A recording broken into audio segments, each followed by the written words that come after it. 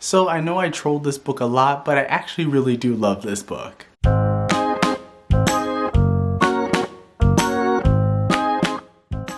Hey guys, welcome back to my channel. This is Charles from the channel Books on Stereo, and I'm here to talk about Sea of Ruin and the prequel novella, both by Pam Godwin. Now do not worry, you will not be spoiled by any means by watching this video. I would keep everything in this video non-spoilery, so you're safe to stay. But overall thoughts about the series, I don't even know if you can call it a series. If you count the novella as technically like a series, because it's more than one book. But first, before I even get to overall thoughts, let's talk about the prequel novella and then the actual main book, I guess a standalone book if you want to call it that, and then we'll get to my overall thoughts. So the prequel novella is called The King of Libertines, and this really doesn't have too much of a plot. It gives you a little bit of sneak peek into the events preceding, I believe, one of like the key turning points in the main standalone novel. So you do not necessarily have to read this, but if you want to get a little bit of a taste of the world that you're getting into, this is a great place to start if you're not fully committed or you're a little bit hesitant about kind of delving into more dark historical romance. I would say this is definitely a great place for you to start. I believe it's only like 70 pages, not too long of a read. Really great, engaging read. You definitely get to understand our main heroine, and you also get a little bit of like a hint of what is to come in the full book. So now delving into the main book, Sea of Ruin by Pam Godwin, and essentially in this book we follow a female pirate, and she is basically on the run for piracy. There's this whole treasure hunt that is involved in this thing, and she's also on the run from both the law, but she's also on the run from, technically, I don't even know if this is a spoiler, from her ex-husband, you can say. They're not technically divorced, but they're really estranged at this point in this novel. And there is a hint of a possible menage, but I will not confirm or deny if a menage actually happens in this book. But overall, I gave this one a 5 out of 5 stars.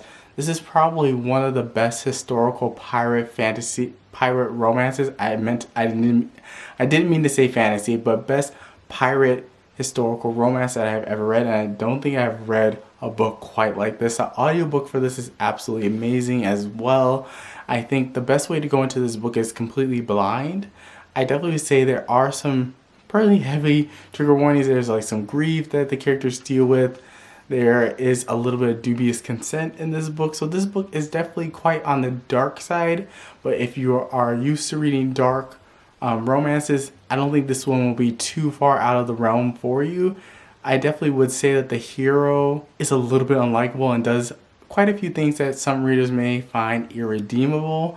But like I said, if you have read this genre a lot, you come to expect some of these things in these books. But yes, the characters, I absolutely love the characters in this book. I love our 3 main characters. I love the plot. I love the writing style. The writing style is so incredibly gorgeous in this one. And yeah, there's a reason why so many people hype up this book, but I want to hype up the audiobook as well, because the audiobook is absolutely fantastic as well. So overall thoughts about these 2 books, I would definitely say if you're curious and you want to see a little bit more how the writing style is going to be for Sea of Ruin, definitely check out the prequel novella. I don't think you have to read it, but if you do want to read it, it does add a little bit of additional context to the story, but you won't be missing anything if you just jump into the main novel. If you already know that you're going to probably like this book, or you're already interested in checking it out and you don't need any kind of type of convincing to pick up this book, I would say just go straight into Sea of Ruin and just experience the story for yourself.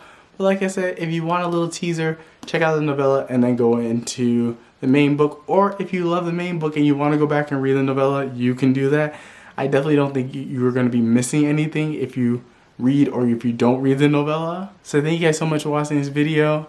Let me know down in the comment section down below if you have read this book or if you're going to pick this book up after hearing my thoughts about this book. And I'll catch you guys with a brand new video. Peace.